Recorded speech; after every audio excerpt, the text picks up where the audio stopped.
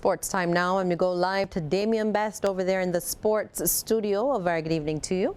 Very good evening to you, Lisa. And first of all, let me just say happy birthday to you first off the bat. Thank you. And the other big news for today, live coverage of the 2020 Summer Olympic Games from Tokyo, Japan will be on CBC TV8 and MCTV Sports Max channels.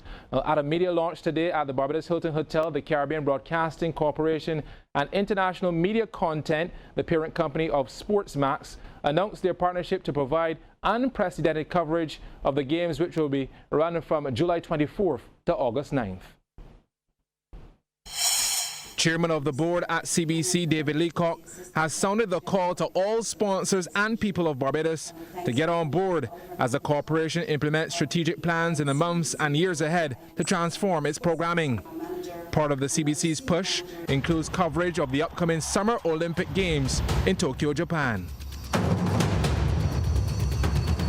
On behalf of the Caribbean Broadcasting Station, staff, management, and the board of directors, how proud we feel of being selected as the lead broadcaster of the 2020 Tokyo Olympic Games.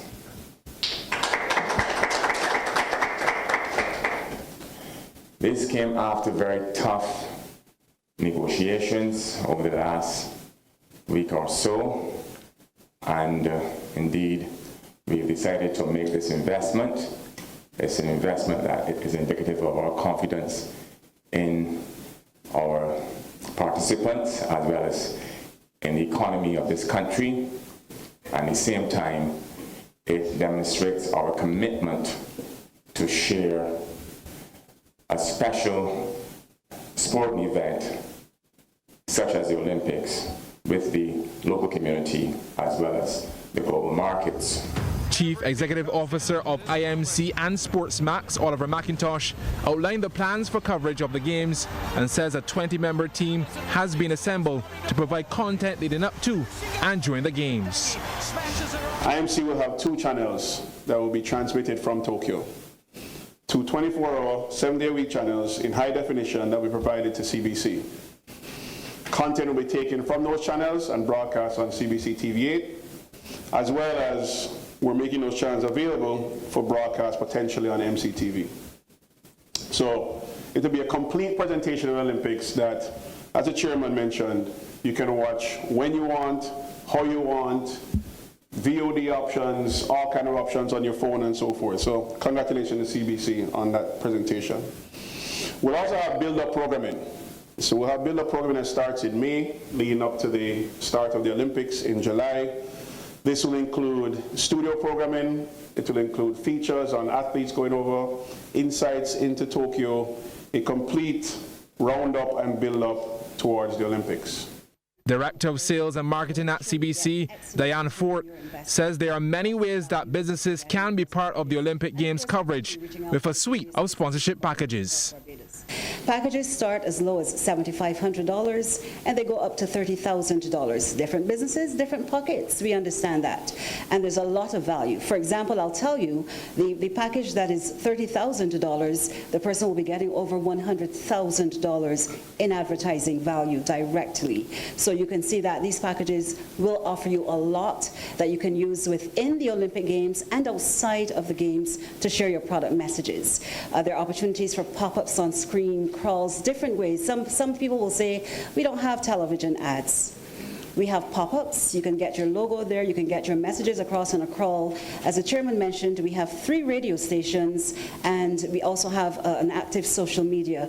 Assistant Secretary General of the Barbados Olympic Association, Cammie Burke, highlighted how important it is for Caribbean people to have a front row seat to the action.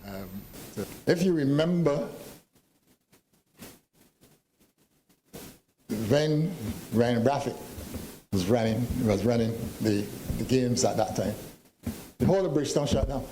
Everybody wanted to see it. Similarly, I expect that this would happen. We have Shane Brafitt, who's just coming off of the Pan Am gold medal, and who is our main medal hope.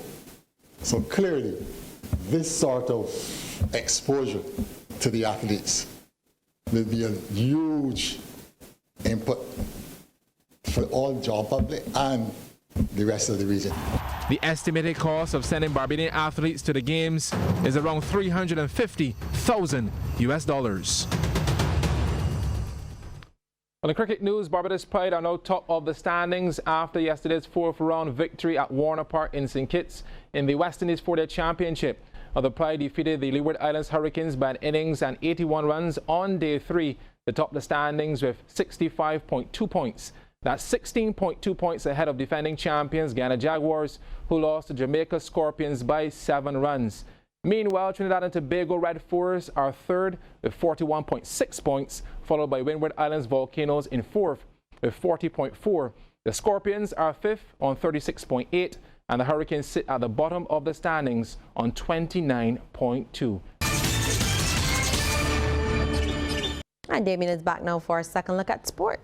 Yeah, definitely, Lisa. We're going to continue with some football news. Paradise and Weymouth Wales remain unbeaten after 2 matches in the 2020 Coca-Cola BFA Premier League.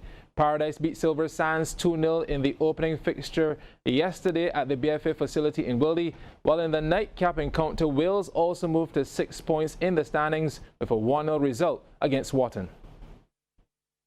Sunday night action in the Premiership. Paradise in their traditional yellow taking on Silver Sands. Late in the contest, 83rd minute, Elijah Downey looking to shake his marker. Makes his way into the 18. Jabari Papi Chandler. Sweet. Paradise up 1-0. Number 2 came in the 89th minute. Again, Downey, the creator, allowed to roam free. Mario Hart, back heel defender, unable to keep it out. Paradise claimed a 2-0 win over Silver Sands. Empire and Deacons played to a 0-0 draw in the second match. Then in the nightcap, a 43rd minute strike from Mario Herwood ensured Wales collected 3 points against Wharton. That one ending 1-0.